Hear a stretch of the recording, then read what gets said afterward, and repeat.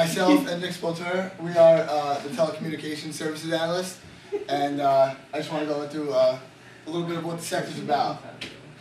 The telecom service sector engages in fixed line and wireline communications networks with voice, video, and data internet services. So basically you have your major players that I like to go through, but first of all, we deal with cell phones, internet, DSL, all that kind of stuff. That's all involved in the sector.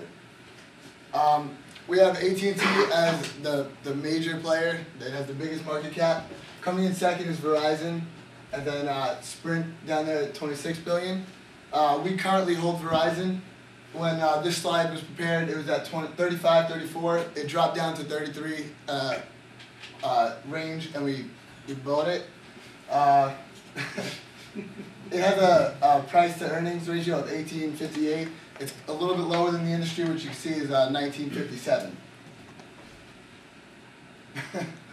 Alright, basically, telecom services are being treated as commodity-like services, where basically everybody has internet or cell phone, and they're kind of like, they don't vary much from carrier to carrier. There's a lot of price competition because of that as well. So you have a lot of different companies offering the same service. The only way you're going to get customers is to cut your prices. There's also high operating costs. When you're delivering networks that are so data intensive, it's going to cost a lot to get the feed out there to residential neighborhoods and to businesses and such like that. So the bigger companies have the advantage there.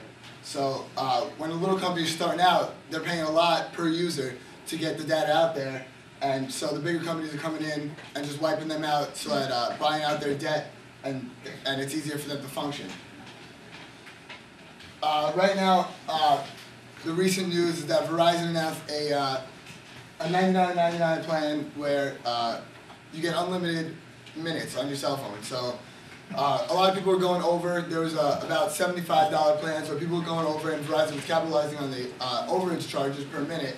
But they just announced this plan, $99.99. You get unlimited minutes, and as soon as the deal came out, AT&T followed suit and offered the same thing. So you have a potential price war going on in the telecom industry.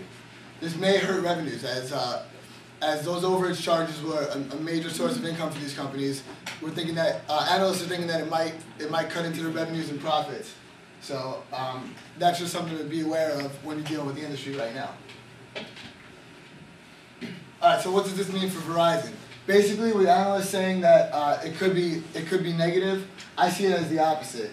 You see Credit Suisse downgraded AT&T and Verizon from outperform to neutral, but with Verizon's ARPU being at $51.59, which is average revenue per user, being at $51.59, that means you have a lot of those customers that in the $75 range they were paying the overage charges. They're going to jump up and bite at this plan for $99.99, and it's just going to increase their average revenue per user, and it's going to bring the income in for the company.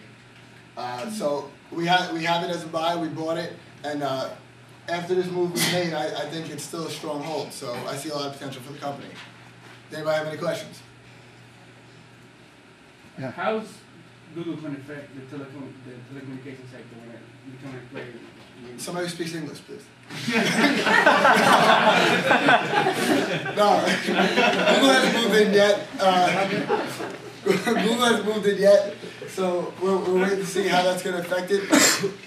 When it does get there, Verizon still has a customer base already. So for Google to come in as a bigger company, it's understandable that they might grab some users, but it's not a threat yet.